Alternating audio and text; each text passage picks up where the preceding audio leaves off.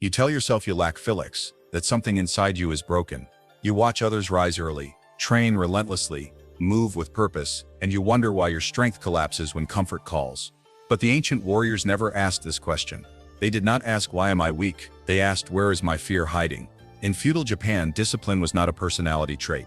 It was a code, a system designed to function even when the spirit trembled. Samurai understood something modern men have forgotten. The enemy is not laziness. The enemy is fear wearing the mask of reason.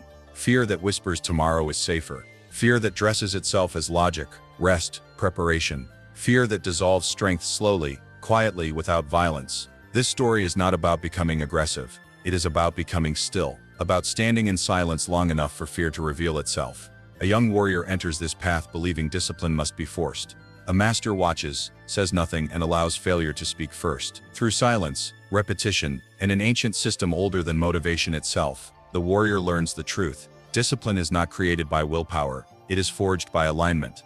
This is the silent warrior path. And this is how unbreakable discipline is born. If you enjoyed the video, don't forget to like, comment, and subscribe so I can keep bringing you great content. Each dawn he entered the training ground with intention, yet by midday his focus scattered like ash in the wind. His body moved, but without unity. His mind promised control, then quietly betrayed him. What began as effort slowly became frustration. What began as hope turned into quiet self-contempt. He watched others train with steady breath and calm eyes. Their movements were clean, their posture unbroken. Comparison became his daily poison. Every glance outward deepened the same conclusion inward. I am weaker than them. In the stone courtyard of the monastery, mist clung to wooden beams like unspoken judgment. The master stood nearby, hands folded inside his sleeves, observing without interference. He neither corrected nor encouraged. His silence felt heavier than criticism. The warrior mistook silence for disappointment. He pushed harder, believing force could compensate for doubt. But effort born from fear fractures quickly. Muscles tired faster, breath shortened, thoughts grew sharp and cruel. I lack discipline, the warrior told himself. I am not built for this path. These thoughts felt true, they felt logical, they felt final. Ancient teachings warned against this stage. They did not call it weakness, they called it misidentification. The moment a man mistakes emotional resistance for identity, temporary fatigue for permanent failure, feeling for truth. Modern psychology would later echo the same warning. Self-judgment triggers threat responses in the brain. Focus collapses, willpower drains, the mind turns against itself. The harder one tries to force discipline, the faster it erodes. The warrior did not know this science. He only felt the weight. One evening, after failing even the most basic form, he remained alone in the courtyard. His shoulders slumped, his breath shallow, his spirit tight like a clenched fist. The master approached and sat across from him. Then the master spoke, calm, precise. You believe discipline is something you do not have, he said, but absence and obstruction are not the same. The warrior looked up, confused. You rise before the sun, the master continued. You return even after failure. He paused. Is this the behavior of a man without discipline? The question unsettled him. You are not failing because you are weak, the master said. You are failing because you are fighting yourself. Silence followed. The warrior felt something shift, not relief, but exposure. In battle, the master continued. A soldier who believes he is already defeated hesitates before the strike. He gestured toward the empty courtyard. You hesitate before effort because you have already judged the outcome. The realization cut deep. Every failure had been rehearsed before it happened. Every attempt poisoned by expectation. Every action taken with the quiet belief of collapse. The cage was never discipline. It was the story he told himself. The master stood. Do not repair yourself, he said. First, see yourself clearly. And with that he left. The warrior remained seated as night settled over the monastery. Lantern light flickered against stone. Wind moved through pine branches without effort. For the first time, a dangerous thought surfaced. What if I am not broke? What if I have only been misled?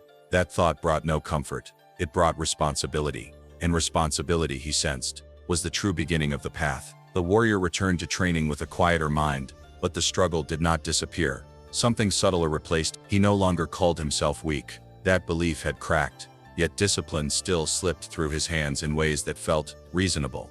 He delayed practice by moments that stretched into hours. He chose rest on days that were merely uncomfortable. He told himself he was being strategic, balanced, intelligent. The danger was no longer loud doubt. It was calm justification. The master watched closely. The warrior noticed patterns. He trained well when conditions felt right, when the air was cool, when his body felt strong, when his thoughts aligned. On other days, Logic intervened. Today, recovery is smarter. Pushing now would be inefficient.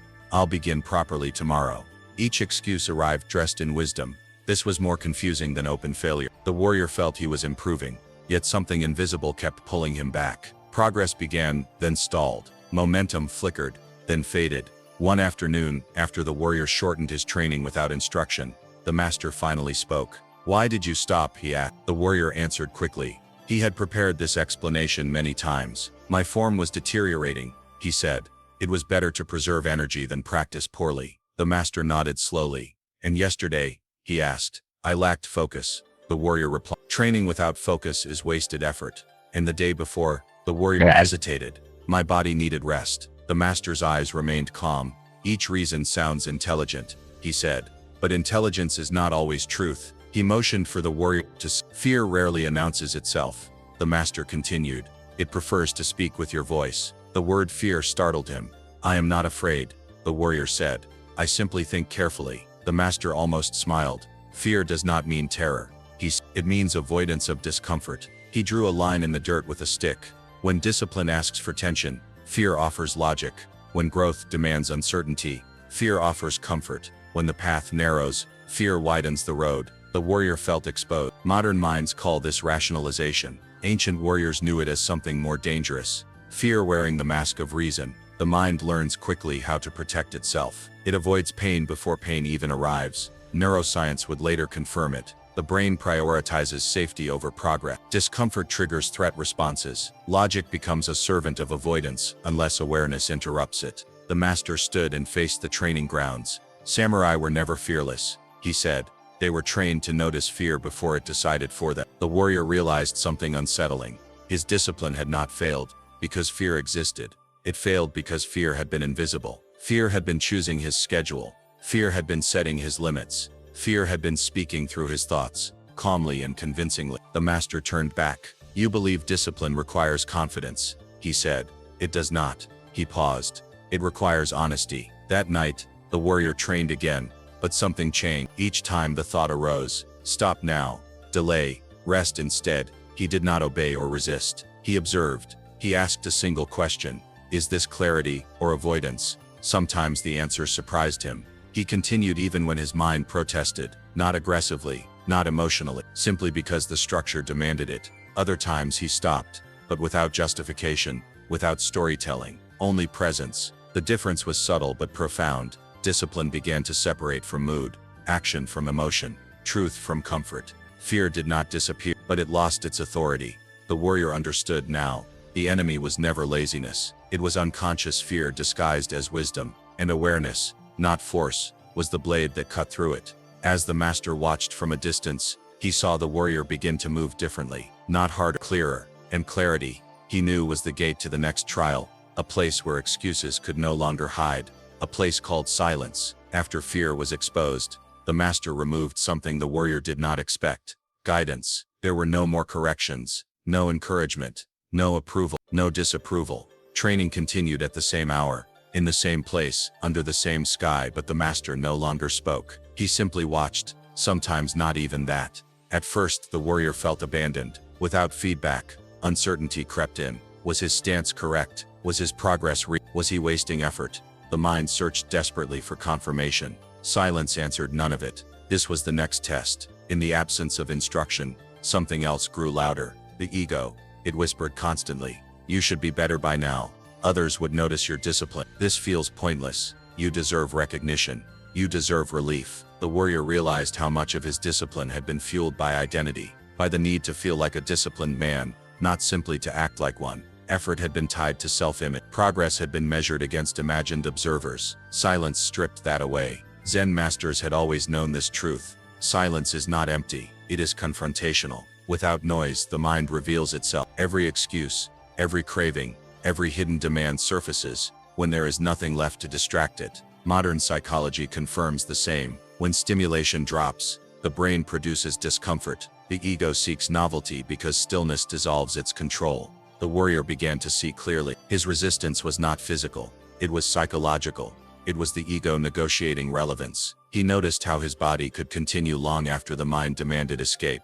How fatigue was often a suggestion, not a limit. how boredom felt threatening only because it offered no reward. Day after day, he moved in silence. No music, no praise, no mental commentary allowed. The master had given only one instruction before withdrawing: do the work, nothing more. At first, the warrior fought the silence. His thoughts raced. He judged himself. He imagined outcome. He counted time. He searched for meaning. Then slowly, something shifted. The thoughts continued, but he stopped following them. Movements became simpler. Breathing steadied. The body learned to act without permission from the mind. Discipline stopped being dramatic. There was no internal speech saying be strong. No emotional charge saying push harder. Only action. This was unfamiliar. The ego thrives on struggle, on stories, on resistance. When discipline became quiet, the ego weakened. There was nothing to attach to. Ancient warriors trained this way deliberately. Repetition without stimulation, practice without praise, silence without explanation. They understood that mastery requires the death of unnecessary identity. The warrior finally understood why the master had withdrawn. If discipline depends on validation, it collapses in solitude. If discipline depends on identity, it crumbles in silence. Only presence survives. One morning, as mist rolled across the training grounds, the warrior noticed something subtle. He was no longer waiting for the session to end. He was simply there. Time lost urgency. Effort lost weight. The body moved with calm precision, not because it was impressive, but because it was correct. The ego protested less. When thoughts appeared, they passed. When discomfort arose, it was observed. When boredom surfaced, it dissolved. This was not enlightenment. It was alignment. The warrior realized discipline had never required intensity. It required surrender, not to weakness, but to the moment itself. Silence had done what force could not. It had removed the performer. It had stripped the need to prove. It had revealed discipline as obedience, not expression. When the master finally spoke again, it was brief. You are no longer negotiating, he said. That is why you are ready. The warrior bowed, not out of reverence, but understanding. He had lost something in silence, his ego, and in its place, something steadier had begun to form. A discipline that did not ask permission from emotion, identity, or fear. Ahead waited the next revelation, not silence, structure. When the ego quieted, the master returned, not with inspiration, but with structure. The warrior expected deeper philosophy. Instead, he was given routine, the same wake time, the same movements, the same order, the same ending, every day. At first it felt disappointing. There was no intensity, no variation, no sense of progress. Training became predictable, almost dull. The warrior wondered if this was stagnation disguised as wisdom. The master saw the doubt and spoke calmly. This is the system, he said, and the system is what saves you. The warrior did not yet understand. In modern life, discipline is treated like motivation, something emotional, fragile, dependent on feeling strong. But the ancient warriors knew better. They never trusted mood, they trusted structure. Bushido was not a list of heroic ideals. It was an operating system. You woke when it was time to wake. You trained when it was time to train. You rested when it was time to rest. Not because you felt ready, but because the system said so. The master explained that freedom was never found in choice. It was found in removing unnecessary choice. Stoic philosophers taught the same lessons centuries apart. Decision fatigue weakens the mind. The more you negotiate, the less strength you have. Modern neuroscience confirms it. Every decision drains cognitive energy. When discipline relies on constant choice, should I train today? Should I push harder? Should I rest? It eventually collapses. The brain seeks relief. Systems prevent that collapse. They carry you forward when willpower disappears. The warrior began to see it. On days when his mind felt heavy, the system moved him anyway. On days when fear whispered delay, the structure left no room for debate. There was no argument to win. The path was already decided. This was not slavery, it was relief. The warrior felt lighter, less burdened by internal negotiation. He stopped asking how he felt, and started asking only one question: what is next? And the system answered. Training stopped feeling heroic, but it became consistent. There were no highs, but there were no collapses. The master watched closely. This is why most men fail, he said. They want discipline to feel powerful, but discipline is quiet. The ancient system did not excite the ego. That was its strength. It demanded obedience, not passion, presence, not intensity. As weeks passed, the warrior noticed a change. Fear still appeared, but it had less leverage. Fatigue still came, but it no longer decided action. Doubt still surfaced, but it was no longer consulted. The system held him steady. Even rest became structured, not escape, not indulgence, recovery without guilt, action without tension. This balance was deliberate. Ancient warriors understood sustainability. They trained for decades, not moments. Burnout was failure. Consistency was victory. The warrior realized something unsettling. Much of his past discipline had been emotional performance, bursts of effort followed by collapse, intensity without longevity. The system removed drama, and with drama gone, strength grew quietly. Others noticed the change, not because he trained harder, but because he was always there, always present, always moving forward at the same pace. The master finally gave the deeper teaching. Motivation is unreliable, he said. Identity is unstable. Only structure endures. The warrior bowed again. He understood now. The ancient path was never meant to inspire. It was meant to carry, to remove the burden of self-control and replace it with alignment. Discipline was no longer something he summoned. It was something he stepped into. And as the system continued to hold him steady, another transformation began, one even quieter, yet more permanent. Discipline was no longer an effort. It was becoming who he was. There was no moment when the warrior realized he had changed. No announcement, no victory, no internal celebration. Change arrived quietly, the way dawn does, without asking permission. One morning he rose before the bell, not from urgency, not from fear of failure. His body moved before thought formed. The system no longer pulled him forward. It was him. Training began without resistance. No internal debate, no emotional preparation. His movements were steady, almost ordinary, yet something was different. There was no tension behind the effort, no need to prove discipline, to himself or anyone else. The master observed from a distance. He did not correct.